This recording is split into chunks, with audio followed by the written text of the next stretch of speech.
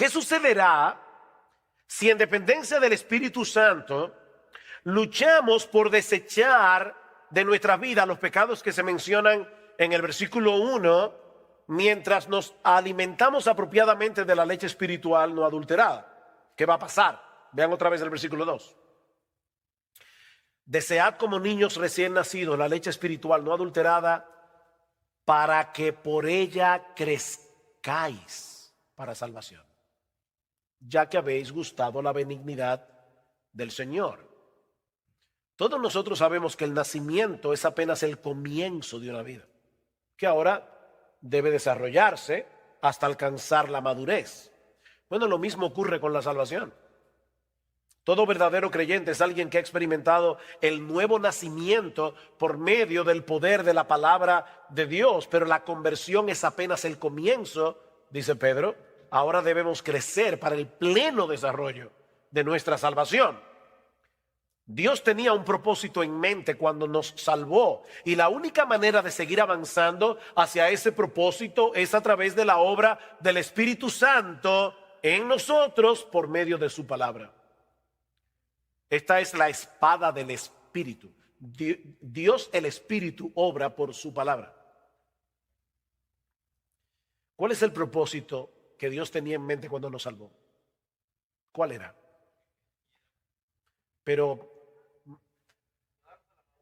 formarnos a la imagen de Cristo. ¿Recuerdan Romanos 8:28? Sabemos que a los que aman a Dios todas las cosas les ayudan a bien.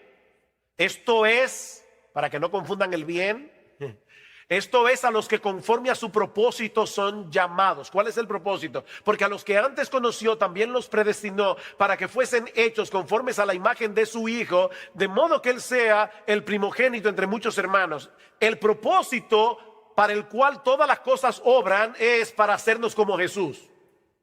Ese es el bien. No es que seas millonario, no es que tengas siempre salud. No, es que seas como Jesús. Ese es el bien. Porque fue con ese propósito que el Señor nos escogió. He usado esta ilustración muchas veces, pero no encuentro otra mejor. Una vez le preguntaron al gran escultor renacentista Miguel Ángel. Él estaba con un bloque de mármol enorme y iba a esculpir un caballo. Yo no sé cuántos de ustedes han visto las obras de Miguel Ángel, aunque sea en foto, pero de verdad que parece que tienen vida. Y alguien le preguntó, ¿cómo tú puedes sacar un caballo de ese bloque de mármol? Y Miguel Ángel le respondió, es muy fácil, yo le quito todo lo que no se parece al caballo. Bueno, ¿saben qué es lo que Dios está haciendo? Dios nos toma así en bruto y nos salva. No te estoy diciendo que tú eres bruto, sino que tú eres como esa piedra bruta, no trabajada, y ahora Dios va a tomar el cincel y va a comenzar a golpearte para quitarte todo lo que no se parece a Jesús. Ese es el propósito. Ahora, ¿cómo yo avanzo hacia el propósito de ser cada vez más como Jesús?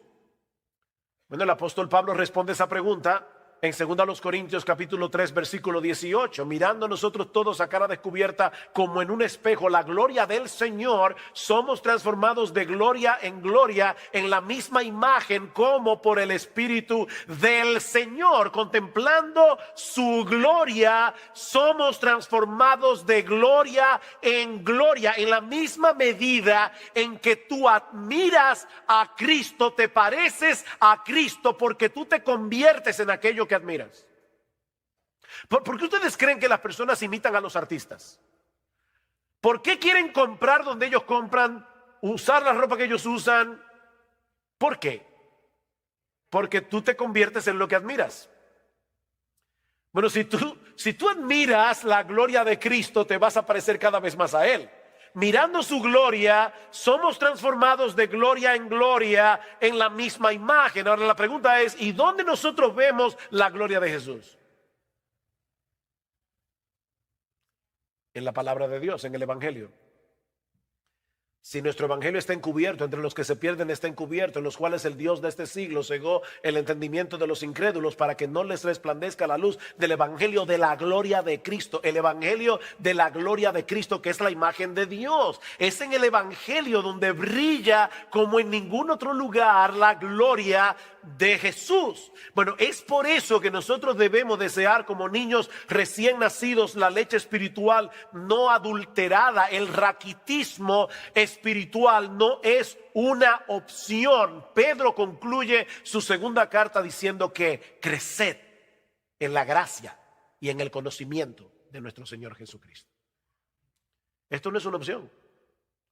Y eso solo puede suceder a través de una dieta regular y constante de la leche espiritual no adulterada.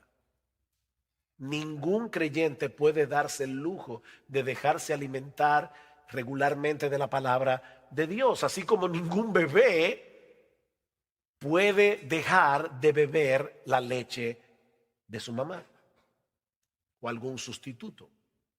Solo que en este caso no hay sustituto, porque esta es la única Biblia.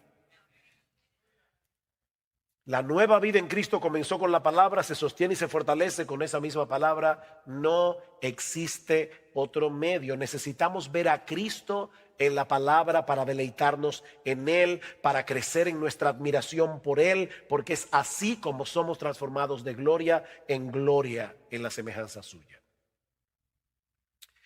Pero cuando nos estancamos en el conocimiento de la Biblia, perdemos de vista a Cristo. ¿Y saben qué pasa? La Biblia pierde su fascinación. Este libro es fascinante, de verdad, este libro es fascinante. Pero este libro solo es fascinante si tú puedes ver a Cristo aquí. Cuando tú comienzas a ver todas las conexiones. Y miren, déjenme dar un testimonio personal. Yo me convertí al Señor cuando casi estaba a punto de cumplir los 18 años de edad. Me invitaron a una iglesia un sábado. Yo no era creyente, en mi vida había leído este libro realmente. Y me fascinó lo que oí, aunque no creía en nada de eso, pero me fascinó. Y oré al Señor y le dije, mira Dios, si tú me estás oyendo, yo te quiero conocer. Yo no sé si tú estás ahí. Al otro día llamé a una amiga, le dije, mira, me invitaron a una iglesia, así que si tú quieres ir conmigo. Esa amiga, yo tenía 17, ella 16. Y ella me acompañó, hasta el día de hoy está ahí sentada. Bueno, la Biblia dice que el que gana almas es sabio. Bueno, el asunto es que empezamos a leer la Biblia juntos. Y de verdad, hermanos, yo puedo decir como testimonio, la Biblia fue un descubrimiento para nosotros.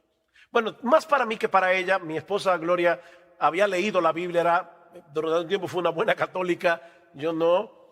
Y ella conocía la Biblia, algo de la Biblia, yo no conocía nada. Y realmente, de verdad, para los dos, cuando comenzamos a leerla regularmente, fue una fascinación, hasta el punto que ya a los 8 meses de haber visitado por primera vez una iglesia, yo había leído la Biblia completa en los 8 meses. Y de ahí en adelante, de verdad, perdón, Dios sabe por qué digo esto, no me estoy gloriando de nada, yo creo que eso es la gracia de Dios. Pero yo recuerdo muy pocas veces en estos 41 años que yo haya dejado de leer la Biblia un solo día. Y miren, mis hermanos, de verdad, nunca me he cansado de leer la Biblia, porque es que es imposible descubrir todo lo que hay aquí. No importa cuántos años tú tengas leyendo la Biblia todos los días, este libro es fascinante. Un siervo del Señor que murió hace unos años y había escrito casi como 50 libros sobre la Biblia, cuando estaba muriendo, dicen que él le dio gracias a Dios, diciendo, gracias, oh Dios, porque en todos estos años siendo creyente me permitiste conocer la tapa de tu precioso libro. La tapa. Pero si tú pierdes de vista a Jesús en este libro, el libro va a perder su fascinación. Así que no dejes de leer la Biblia, no dejes de estudiar la Biblia porque tu apetito haya disminuido. No cometas ese error. Más bien recupera tu apetito y tu salud espiritual desechando lo que te apartó en un principio de la Biblia y volviendo a la Biblia. No dejes de leer la Biblia porque no tienes apetito. No, pídele a Dios que te dé apetito. Pero desecha no la Biblia, sino el pecado que te alejó de ella. Y sigue leyendo la Biblia. Y pidiéndole a Dios que te dé ojos para ver las maravillas de su ley. Porque la maravilla que está aquí encerrada es la gloria de Jesús. Y de verdad es sorprendente todas las conexiones que hay en la Biblia que te apuntan hacia Jesús. Sin espiritualizar las escrituras. Yo no estoy hablando aquí de alegorizar. No, nunca alegoricen con la Biblia. Estamos hablando de interpretarla correctamente. De interpretar la Biblia correctamente. Déjame hacerte una pregunta. Si Dios ahora mismo te diera la opción de obtener en este momento todo lo que tu corazón desea, todo, pero haciendo desaparecer de tu vida la Biblia por completo. Te voy a dar todo lo que tú quieras, pero no mi palabra. Tú no vas a tener una Biblia para leer. Tú no vas a tener una iglesia donde te la van a predicar fielmente. Es más, yo voy a borrar de tu memoria todo lo que tú sabes de la Biblia hasta el día de hoy. Todo lo que tú has leído, lo voy a borrar de tu memoria. ¿Cuál sería tu elección? Yo sé que si tú eres un verdadero creyente, vas a decir como algunos han dicho ya, no, Señor, no. No me des lo que yo quiero, dame tu Biblia. Pero si nosotros creemos eso, ¿por qué no leemos la Biblia más asiduamente? ¿Tú te das cuenta de la necesidad que tienes de la Biblia? Si ahora te vieras amenazado de que te la quitaran, tú verías que la Biblia es un tesoro. Pero ahora la tenemos en qué sé yo cuántas versiones, en el iPad, en el celular, en todas partes. La Biblia ahora está más a la mano que nunca. De hecho, no puedes leerla porque te levantaste tarde, vas camino al trabajo, el tránsito aquí en Los Ángeles es difícil. Óyela, escúchala, que la Biblia oída también es la Biblia. Ponla que te la lea el teléfono. Algunos dicen, ¿saben que eso se llama teléfono inteligente? Algunos dicen que esto es lo único inteligente que alguna gente tiene, pero son inteligentes, son aparaticos. Coge este aparatico, baja la Biblia y oye la Biblia. Es un tesoro y tú la necesitas como el niño recién nacido necesita la leche de su mamá. Léela diariamente, léela diariamente. Léela en oración, léela con atención, léela para aprender más de Cristo. Léela para aprender más de Cristo, para aumentar tu admiración por Él. Déjame darte un ejemplo. Estás leyendo el libro de los Jueces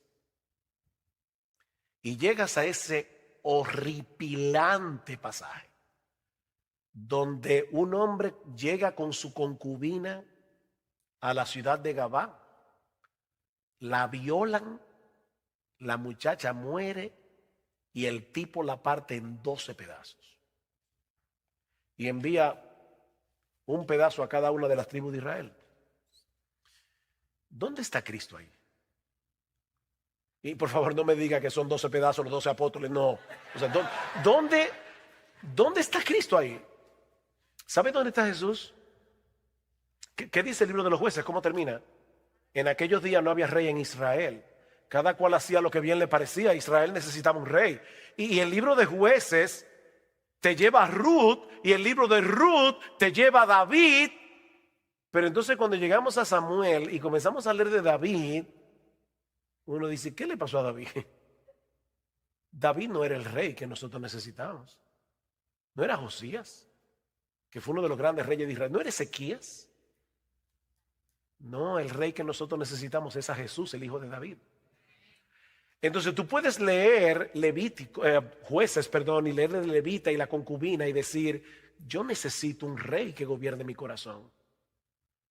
Y ese rey es Jesucristo, ya fue enviado para que gobierne mi alma, porque si no, yo viviría como el tiempo de los jueces, yo haría lo que bien me pareciera. Yo necesito un rey que me gobierne y ese rey es Jesús. Entonces, fíjense, sin alegorizar el texto, el libro de los jueces está ahí para mostrarnos nuestra necesidad de un rey. Y todo el Antiguo Testamento está allí para demostrarnos que ninguno de los reyes de Israel era el rey. Era para prepararnos para Jesús.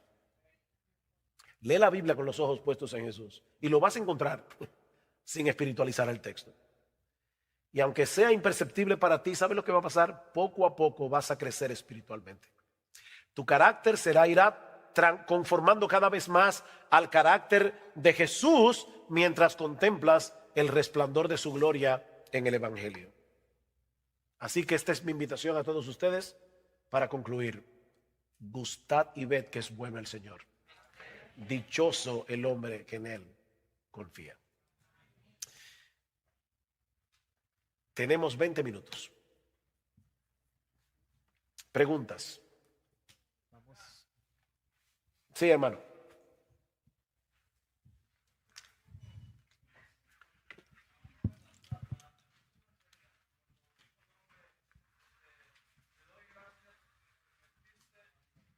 Preguntas.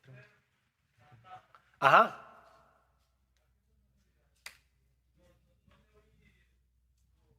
¿Quién dijo eso? Oh, él está diciendo, esto es una ironía porque él está diciendo, bueno, me pasé 60 años, yo no sé cuánto estudiando la Biblia y lo más que llegué a aprender fue esto, la tapa.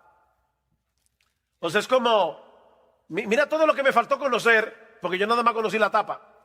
Pero obviamente fue una ironía, no una ironía, pero es diciendo, cuánto me faltó por conocer de tu libro. Eso lo dijo John Rice. Vamos a tener las preguntas aquí con el micrófono. Ok.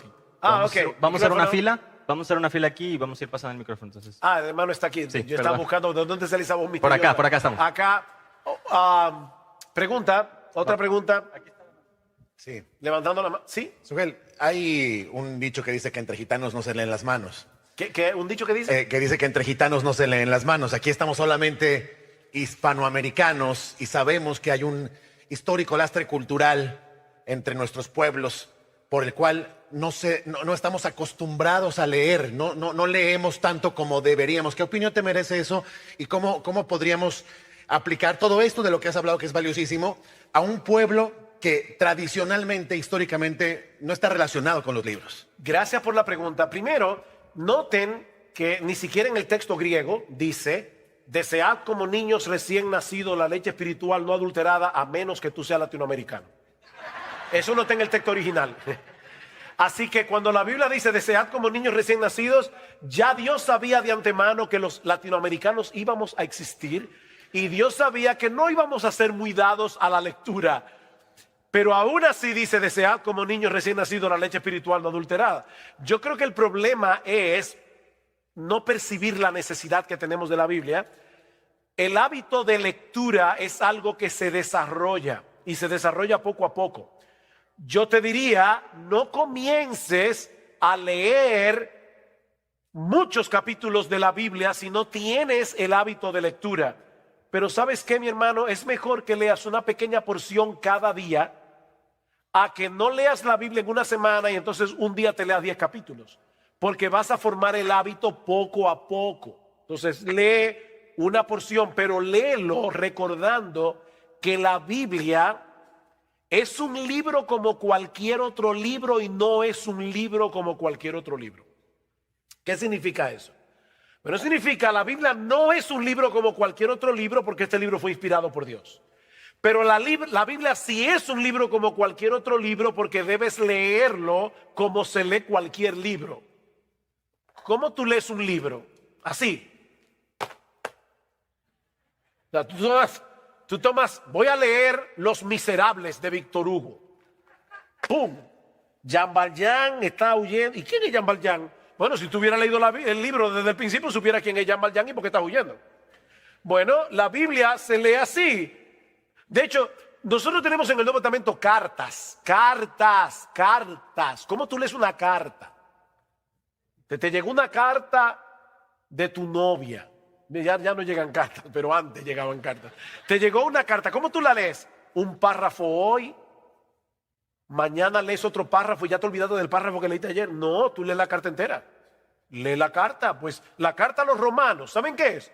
Una carta.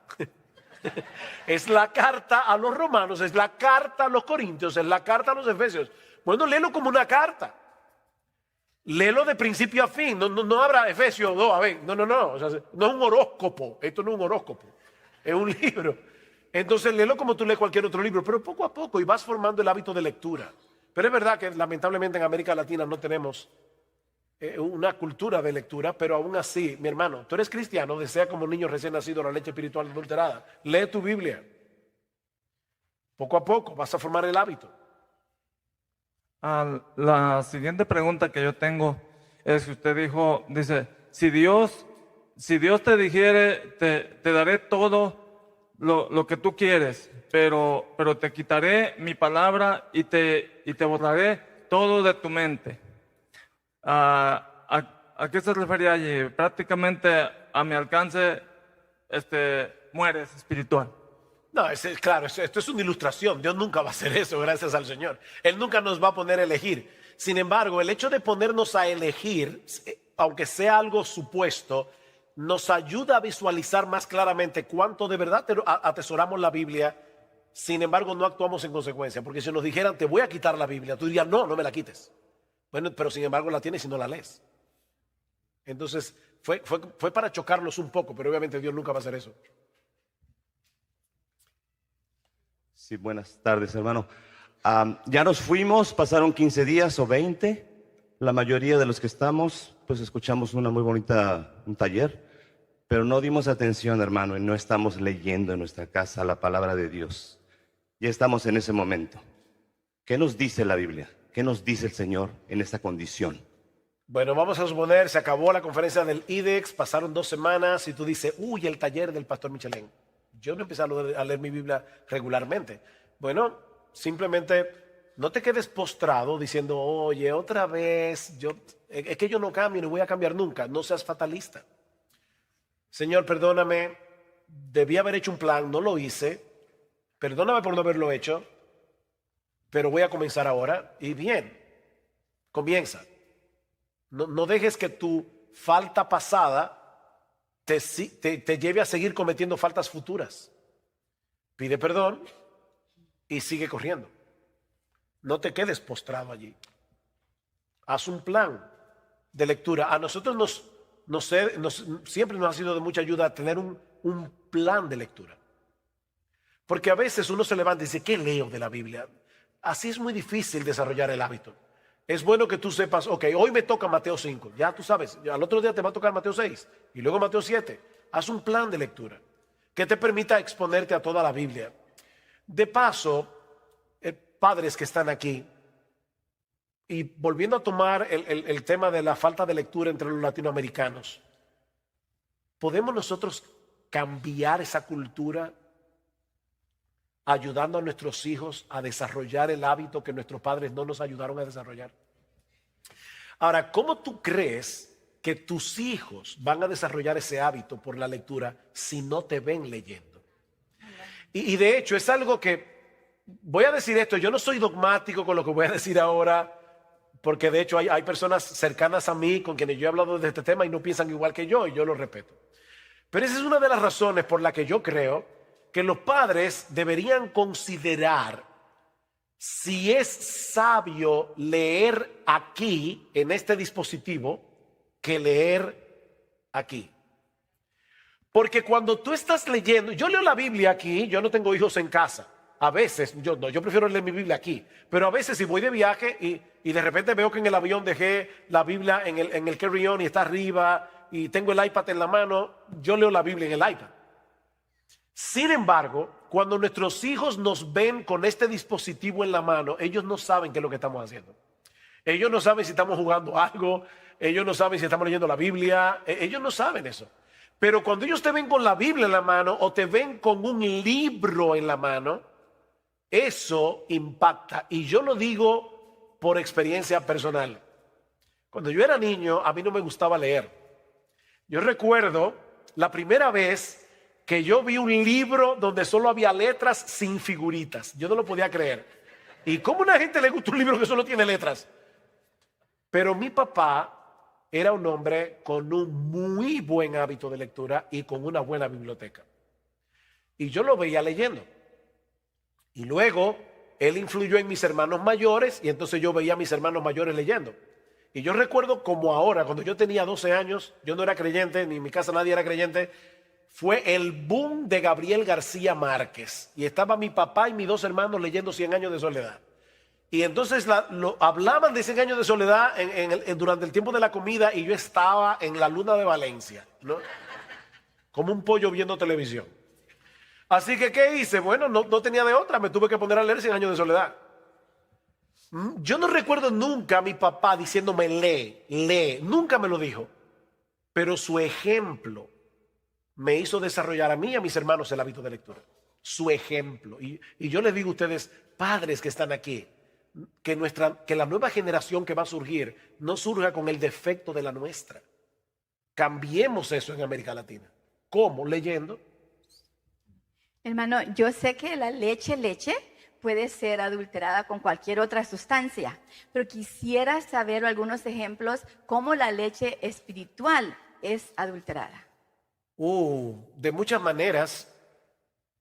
De hecho, eso es lo que el diablo está tratando de hacer todo el tiempo, adulterar la leche espiritual, porque cuando el evangelio es aguado, cuando le quitan al evangelio elementos como el infierno, el arrepentimiento, la fe, se está aguando la leche espiritual o se está adulterando la leche espiritual. De hecho, mañana vamos a hablar un poco de eso. Yo voy a comenzar con un cuestionario como este. ¿A cuántos de ustedes alguna vez hubieran querido hacer la Biblia más potable? Quitarle ciertas partes a la Biblia para hacerla más potable al inconverso. Bueno, hay gente que está haciendo eso. Yo no hablo del pecado. Yo quiero que la gente se sienta tranquila en mi iglesia. Eso es adulterar la leche espiritual y hay muchas formas de hacerlo. Gracias, hermano. Yo creo que el uso de la psicología en la iglesia, hay mucha psicologización en la predicación actual y eso es adulterar la leche espiritual. Mi pregunta va más dirigido a, pues yo me acuerdo en la universidad que estudiaba cierto movimiento filosófico o no sé, literario, y ya tenías una visión preconcebida o cierta tendencia a creer las cosas de cierta manera por lo que ya habías estudiado. Yo lo que quisiera saber es, como cristiano, he estudiado la Biblia y pues gracias a Dios siempre he leído desde niño porque pues, así ha sido mi historia, ¿no? Pero no quiero tener una idea, estudiar teología para tener una idea preconcebida, de manera que cuando lea la Biblia yo quiera imponer mi idea a lo que está escrito. ¿De qué manera logro yo que no pase eso? Porque hay diferentes movimientos teológicos, los cuales siempre me llevan a tener una tendencia, ¿no? Y yo lo que quiero es llegar, ahora sí, bien. Es una buena pregunta. Nadie llega a la Biblia con la mente completamente en blanco. O sea, no trates de decir, voy a quitarme todo mi bagaje teológico, porque no es verdad, no lo vas a poder lograr. Todos nosotros tenemos concepciones ya en la mente. Sin embargo, si tú te concentras en el texto y no estás buscando probar tu concepción, sino entender lo que el texto dice, y lo vas a entender por la gramática. Fíjense como yo decía hoy, bueno, desechando pues, bueno, ese pues me está diciendo que esto que está aquí está conectado con lo anterior, que es lo que dice anteriormente. Entonces yo voy a estar buscando que la gramática me guíe a la interpretación correcta del texto y no buscar en la Biblia probar lo que ya yo creo de antemano. Ahora, yo vuelvo y repito, todos nos acercamos a la Biblia con ideas en la mente, pero estamos ahora estudiando el texto. Y yo voy a fijarme bien de cerca lo que el texto en verdad dice. Y le voy a orar al Señor que me abra mis ojos, que me dé entendimiento para entender las Escrituras. Yo creo que no hay otra forma. Y puede ser que el texto bíblico afiance lo que tú crees, o puede ser que lo corrija, o puede ser que le dé otro matiz y tu teología va a seguir siendo moldeada. Pero hay cosas que yo creo que yo voy a morir creyendo en ellas. Por ejemplo, yo nunca voy a ver en la Biblia un texto que me lleve a no creer que Dios es soberano. O voy a ver en la Biblia un texto que me diga que la Trinidad no existe. No, ya yo sé que la Trinidad existe. Pero si yo veo un texto que parecería probar lo contrario, por ejemplo, Jesús dice, mi Padre es mayor que yo. Oh, pero ven acá, pero si hay una Trinidad y el Padre y el Hijo son iguales en deidad, por qué Cristo dice que el Padre es mayor que Él. Déjame ver el contexto, a ver de qué está hablando Jesús allí.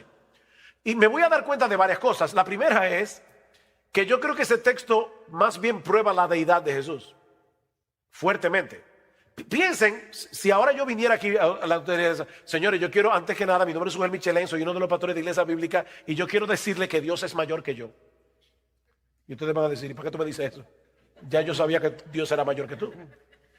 Pero el mero hecho de que Jesús diga el Padre es mayor que yo, ya eso es una declaración de deidad. Porque ¿cómo a un ser humano se le ocurre decir, miren, por si acaso, el Padre es mayor que yo? Ahora después leo y me doy cuenta, bueno, es que Cristo al encarnarse dice que se hizo hombre, y el hombre se hizo un poco menor que los ángeles, de manera que Jesús se humilló, como dice en Filipenses capítulo 2, y es en ese contexto, como ser humano, que Jesús está diciendo el Padre es mayor que yo. Y entonces ahí yo veo, ya yo vine con la preconcepción de que hay una Trinidad y de que Jesús es Dios. Yo no me voy a quitar eso de la mente.